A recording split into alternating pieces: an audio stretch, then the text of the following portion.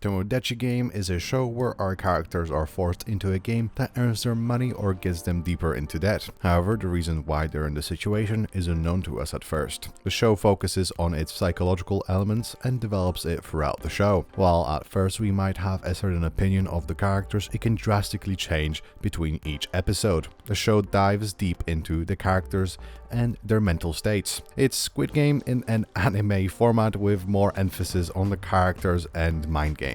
Our protagonist, Yuichi Kadagiri, is a high school student who's lost his parents and he's been saving money to go on a school trip with his best friends. However, when he hands over the money to the school, it goes missing and everybody suspects him of stealing it. As he's the poorest student in the class, he's an easy target to blame. And by the way, this is everybody's money, not just his. One night, Yuichi receives a mysterious text from one of his best friends asking him to meet in front of the school. He and his best friends meet in the location and are ambushed and knocked out. When they wake up, they find themselves in a strange place with everyone, all of whom are now participating in a twisted game.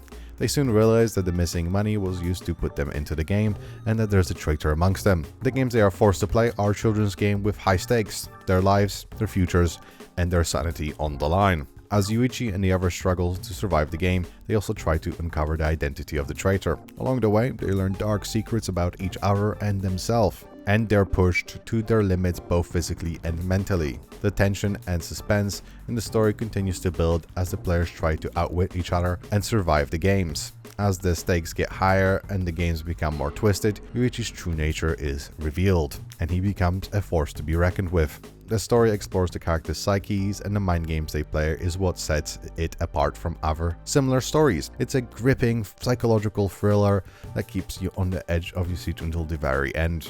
The protagonist of the show, Yuichi Kadagiri, is undeniably the most integral character amongst the lot. As the story unfolds, we learn a great deal about him, but there always seems to be more to his character than what meets the eye.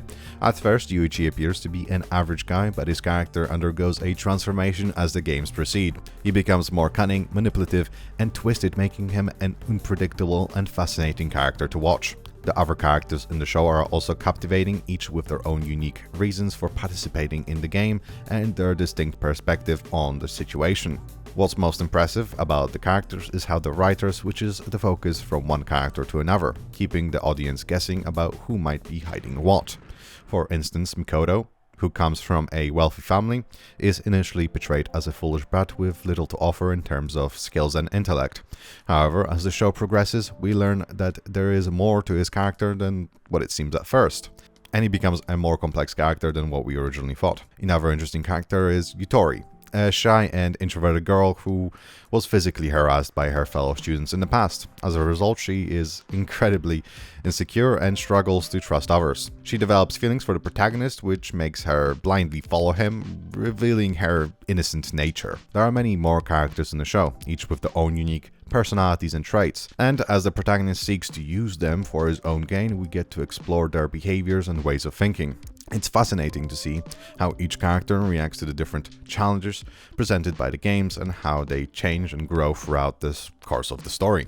In the show, the protagonist's approach to breaking down characters is not just about simple manipulation or coercion, but rather it's an integral understanding of the psyches. He uses this understanding to push the characters to their limits and forcing them into situations where they must make difficult decisions. The way he does this is both fascinating and terrifying, as he seems to know exactly what buttons to push to get the desired result. As the show's focus on mental manipulation and tactics is what sets it apart from others action-based shows. It's not about physical strength or brute force, but rather about using one's mind to outsmart the opponent. This approach to storytelling is refreshing and keeps the audience on the edge of their seats. The wide range of characters in the show allows for a variety of different tactics to be used. Each character has their own unique way of thinking and approaching situations. As the protagonist must adapt to each one in order to succeed, this adds another layer of complexity to the show that keeps it from becoming predictable. One particular example of the show's attention to psychological details is where the protagonist leaves a character in a cave. As time goes on, the character's mental state deteriorates as he becomes convinced that he's been left to die as a form of punishment. We get a detailed view of the character's thoughts and emotions as he struggles to come to terms with this situation. This scene is a perfect example of the show's ability to use psychological elements to create tension and suspense. The sound design of the show is truly remarkable. It really adds to the overall experience. The use of sound effects is not limited to just the fight scenes, but also extends to the voice acting, making for a truly immersive experience. I felt this was needed as there aren't many fights in the show. The animation is also top-notch, which combined with the sound design makes for an incredible, captivating viewing experience. The sub version of the show is particularly impressive, with excellent voice acting that brings the characters to life in a way that the dub version simply can't match. The dub, while still enjoyable, lacks the same level of emotional depth and realism that the sub provides.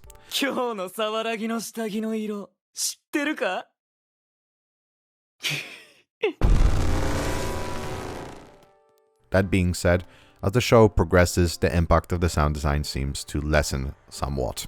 While still effective, it doesn't quite have the same punch that it did in earlier episodes, but it's still worth noting that the later sections of the show don't quite have the same level of impact as the earlier ones. Nonetheless, the overall quality of the sound design is still impressive and adds to the show's overall appeal. In the earlier parts of the show, the animation is a standout feature with smooth and fluid movements. The use of colors and lighting is masterful in creating different moods and atmosphere.